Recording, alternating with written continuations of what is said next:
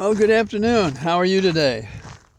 It's in the 70s, pretty comfortable. It's late in the day because I was trying to listen at the end of the day to the description of the summation that you can't hear, but you can read about in the Google Docs section. Okay, so as I'm walking now, it's after 7 and before 8, and at 8 o'clock this evening, the prosecution is going to rest. The jury wanted to go late tonight because they want to get this over, I think. If that is their sentiment, which it sounds like it is, we may have a verdict tomorrow. I think the verdict remains what I said at the beginning of the trial and before the trial, and that is, it's a slow plea, which is sometimes in cases you can't convince a prosecutor to reach a settlement that's fair to the government and fair to the accused. But you think a jury, when it can render the sentence, will help you do better. And I've had cases like that. One particular one, the prosecution wanted 8 years, and by trying the case in the sentencing phase, the jury came back and basically said a year, and the court imposed certain kinds of counseling and so forth and medication that the prosecution should have done willingly and saved us the time. But the prosecutor was didn't have much of a personality, didn't connect to people. And I think that that's what I see in Blanche. He doesn't seem connected. Now, I don't see him in the courtroom, of course, but what I do see is him standing awkwardly next to Trump when Trump is rendering his opinions, very different than what happens in the room, that is in the courtroom, outside in the hallways. Because that function is for his campaign. That function is to fool America that things are going well for him, and or he's a martyr in a fixed system. Now, in this case, I believe this has been a long plea, and there are several reasons for that. But let's talk a little bit about what went on today. As an example of the thickness of the so-called defense attorney, Blanche, during his summation, apparently he made something that he thought was really important, and he sort of struck out and shouted a little bit. And I haven't heard enough of him to know what kind of cadence he has and how he connects, if he does, with a group. But I suspect he's compromised in that regard. And because the jury, apparently some reacted to him sort of like if your toes would curl up in your shoes. Now, during the trial and in his summation today, the defense goes first and the prosecution closes. In his argument today, he shouted out several times, "You're a liar!" So he showed some gumption, some personality. But he didn't get a reaction from the jury. And that's because he doesn't understand what he's doing. He oversells the case. And I'll talk about the schemata that defeats Trump by his lawyer, and perhaps by Trump advising his lawyer. When you address a jury, you can't be an effective advocate if you tell them what to conclude. You have to show them what to conclude. So if you think of a circle with dots going around in such a way, just the dots, your mind draws the circle. So as an advocate, you do the dots and let the jury find the conclusion. So you give them the examples that he's a liar, or you give them the examples that even when he's lying as well to his advantage, if you have that argument. But he just shouted liar. So two things happen. You're not allowing the jury to exercise its thinking, persuaded by your presentation. And because you've said the ultimate, they may recoil from it. So it's a failure as a technique. Now, that's not to say there aren't times you can put on a self-righteous cloak and go to war. And sometimes you have to be funny if you can be. Now, some people are saying he's just a prosecutor and he doesn't know how to cross.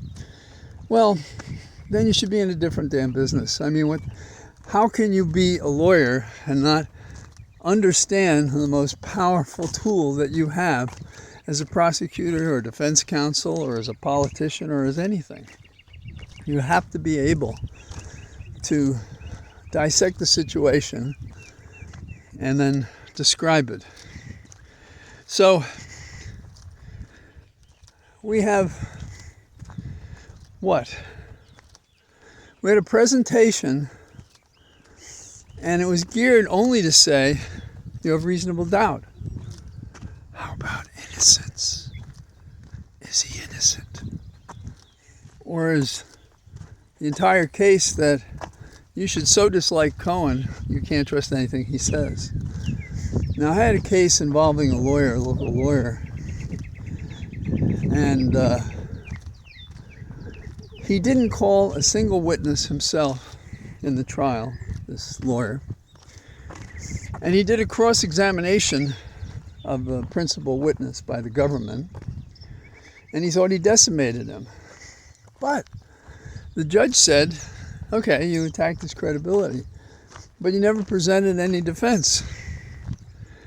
That's what we have here. We have no defense.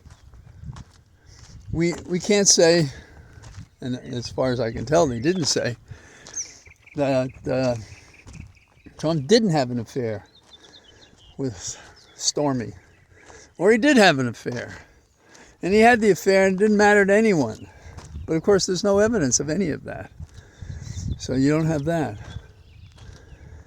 You sort of claim the documents are not sufficient as discussed. But hell, you got the chief financial officer sitting down with Cohen, figuring out how to replenish the funds Cohen spent to silence Stormy, and something for himself, and more, so he doesn't have to pay taxes on the combined totals of reimbursement and fees for services, if you will. And why does the guy mortgage his house for Trump if he doesn't expect to be repaid? And how can you say that Access Hollywood wasn't hell itself in a campaign? There was only Rudy Giuliani willing to go on the talking head shows after that happened. No one else. Everybody was picking up their bags and the rats were leaving the ship. So there's all of that. So that's why I say it's a slow plea with the guilty verdict, unless lightning strikes. One juror holds out, and we would sniff or be suspicious of whiffs of coercion or misconduct. Two lawyers in the jury run away with the jury, convince them, there's nothing there. One woman is taking copious notes. Somebody asks a question. She says, in my notes it says such and such. Not supposed to do that, but she does it. All of a sudden the jury says, I don't know what we're doing.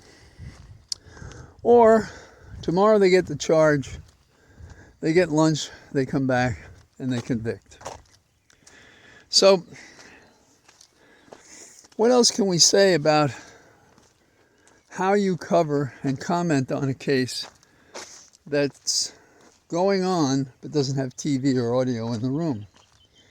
And for the most part, I would say the professional journalist did very well. And I would say that those who host shows, not strictly speaking journalists, but those familiar with the law, they also did well. And then there's the experience that a lot of the people have that inform their ability to give us good judgment. But what I hate is people come on pretending to be analysts who are really just advocates, and they are giving us the party line, if you will. What do you say for America that won't spend the time to review the facts of the case, who have a prejudice to start with? How do we prepare those people to say what needs to be said when Trump is convicted? And on the off chance that there's a hung jury or he's acquitted, well, that's no problem. They can handle that. So they had a fellow, Brennan, on MSNBC, and he was such a phony. And he followed the party line. Oh, Cohen, you get Cohen, the whole case goes away. Yes, but Cohen is not the whole case. We have Cohen and tapes, we have Cohen plus documents, we have Cohen plus witnesses, we have Stormy, we have McDougal. We have a solid case. And it's all about running for president. At one point, you've got one of Trump's lawyers, Rudy Giuliani's lawyers, going after Cohen and saying that Trump is the most powerful man on the planet. Well, if you believe that, is there anything you won't do for him? But if you're an American who believes in law and order and who believes there should be a reckoning for what Trump did on this and other things, then you're in a different place. I suspect that the jury is in the right place, mentally, psychologically, politically, responsibly, and that we'll have our guilty verdict tomorrow. The case has gone on for a while, but not so terribly long that we couldn't have another trial. If somebody showed some true grit, we could at least start the Georgia case. If somebody made an action against the Florida judge, we could have the Florida judge against loose cannon. I don't know what we can do about the D.C. case, but by the end of June, if not sooner, we're going to have a ruling. And if that ruling says anything but the president doesn't have immunity for crimes, then it proves the Supreme Court has become a total joke like a third world country. So those are a few of my thoughts today. The thing that got my Irish up was this guy Brennan. It's like he betrays his Celtic origin. My view is, say I thought the trial was terrible. I would say it was terrible. I mean, in the sense of the prosecution lifted our hope and belief that they had a real case and that they didn't. But the truth is, I don't know if Dream Team is overused, but we have powerful lawyers on this team. And when I say power, I'm talking about skilled. They know their case. They knew the law. They knew where the lines were, not to cross. They fought for the things that mattered. Bragg has no apologies to make for anything he or his office did. Trump and his counsel, terrible, absolutely terrible. You know, some people took his that is his defense counsel's pyrotechnics for skill. Not so. Nothing. They took up space while the most powerful man on the planet dozed and farted. So, that's what I got today. And I look forward to seeing what happens tomorrow. So I say goodbye to you from my cathedral of trees. All the best. Bye-bye.